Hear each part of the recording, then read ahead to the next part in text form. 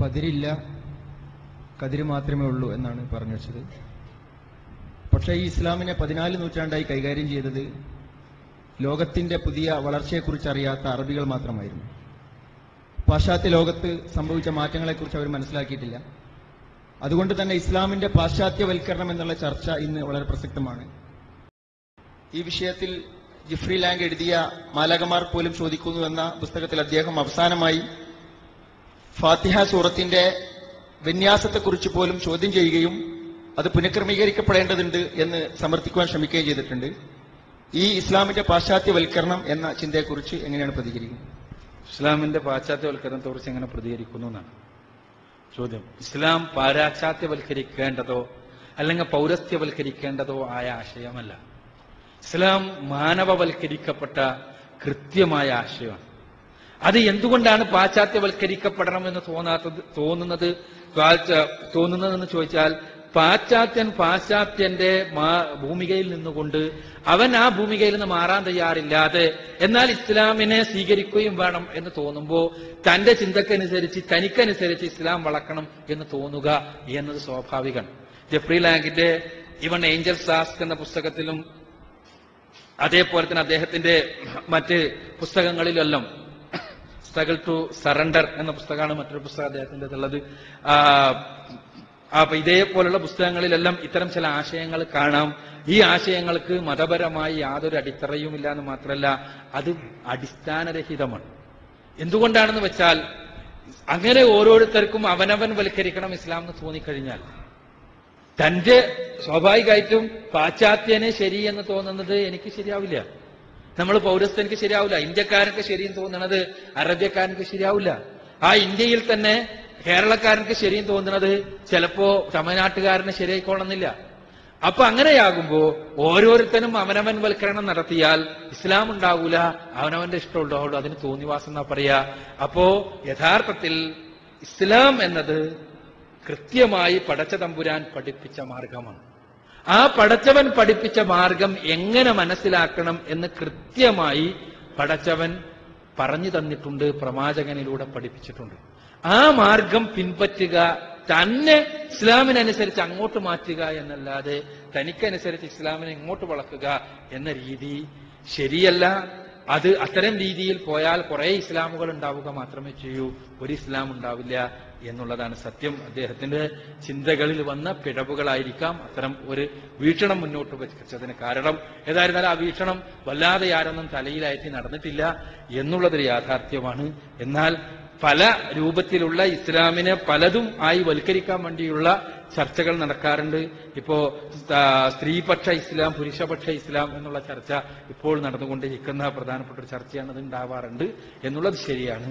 ഏതായിരുന്നാലും അത്തരം ചർച്ചകൾക്ക് ഇസ്ലാമിക ഭൂമികയിൽ യാതൊരു സ്ഥാനമില്ലാന്ന് മാത്രമല്ല, അത് ചിന്താപരമായി തന്നെ വളരെ താഴ്ന്ന നിലവാരം മാത്രമുള്ളൊരു ഏർപ്പാടാണ്. ഒരാശയമുണ്ടെങ്കിൽ ആശയം സ്വീകരിക്കുകയാണെങ്കിൽ ആശയത്തിനനുസരിച്ച് നമ്മൾ മാറുകയാണ് വേണ്ടത്, അതല്ലാതെ ആശയത്തെ നമ്മൾക്കനുസരിച്ച് വളക്കുകയല്ല വേണ്ടത് എന്നത് ചിന്താപരമായ സത്യസന്ധത പുലർത്തുന്ന ആരും അംഗീകരിക്കുന്നതാണ്. എന്തുകൊണ്ടാണ് ജെഫ്രി ലാംഗിന് അദ്ദേഹത്തിന്റെ ചിന്താപരമായ ഔന്നത്യമെല്ലാം നമുക്ക് പുസ്തകത്തിൽ കാണാൻ കഴിയും, എങ്കിലും ചിലയിടത്ത് ഇങ്ങനത്തെ പാളിച്ചകൾ പറ്റുന്നത് എന്ന് നമുക്ക് മനസ്സിലാവുന്നില്ല. കമ്മ്യൂണിസത്തിനും മുതലാളിസത്തിനും പ്രത്യയശാസ്ത്രപരമായ ഒരു ബദലായി ഇസ്ലാമിനെ അവതരിപ്പിക്കുന്നതിനെ കുറിച്ച് എന്താണ് താങ്കളുടെ അഭിപ്രായം?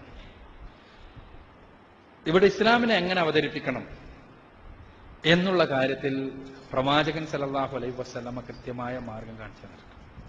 കമ്മ്യൂണിസം, മുതലാളിത്തം എന്നെല്ലാം പറഞ്ഞാൽ ഇസ്ലാമുമായി താരതമ്യത്തിന് പോലും അർഹമല്ലാത്ത കേവല ദർശനങ്ങൾ മാത്രമാണ്.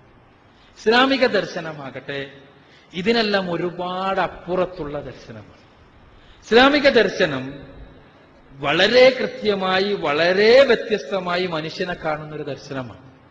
കമ്മ്യൂണിസ്റ്റ് ദർശനമാണെങ്കിലും മുതലാളിത്ത ദർശനമാണെങ്കിലും ഇത് മനുഷ്യനെ കാണുന്നത് പദാർത്ഥത്തിന്റെ സ്വാഭാവികമായ പരിണാമമായി സംഭവിച്ച ഒരു ആത്യന്തിക വസ്തുവായി മാത്രമാണ്.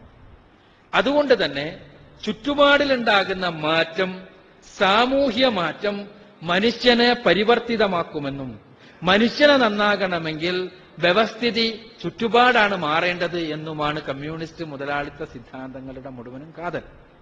എന്നാൽ ഇസ്ലാം പറയുക ചുറ്റുപാടിനെ മാറ്റേണ്ടത് മനുഷ്യരാണ് എന്നും മനുഷ്യനെ സവിശേഷമായുള്ള മനുഷ്യന്റെ മാത്രം പടച്ചതമ്പുരാൻ നൽകിയിട്ടുള്ള ആത്മാവിന്റെ വിമലീകരണമാണ് അടിസ്ഥാനപരമായി നടക്കേണ്ടത് എന്നും അങ്ങനെ നടന്നാൽ ആത്മീയമായ വിമലീകരണത്തിലൂടെ വ്യക്തിയുടെ വിമലീകരണവും വ്യക്തിയുടെ വിമലീകരണത്തിലൂടെ കുടുംബത്തിന്റെയും സമൂഹത്തിന്റെയും എല്ലാം വിമലീകരണവും നടക്കണം എന്നുള്ളതാണ് ഇസ്ലാമിന്റെ കാഴ്ചപ്പാട്. അതുകൊണ്ട് തന്നെ ഇസ്ലാം ഒരിക്കലും പരാജയപ്പെടുന്നില്ല. കമ്മ്യൂണിസം പരാജയപ്പെട്ടു. എന്തുകൊണ്ടാണ് കമ്മ്യൂണിസം പരാജയപ്പെട്ടു എന്ന് നമ്മൾ പറയുന്നത്? കമ്മ്യൂണിസം പറഞ്ഞത് സമൂഹം മാറിയാൽ, സമൂഹം സോഷ്യലിസ്റ്റ് ആയാൽ, സമൂഹം കമ്മ്യൂണിസ്റ്റ് ആയാൽ ആ സമൂഹത്തിലെ തിന്മകളുടെ മുഴുവനുമുള്ള കേന്ദ്രമായ തിന്മകൾ മുഴുവനും വരുന്ന യഥാർത്ഥ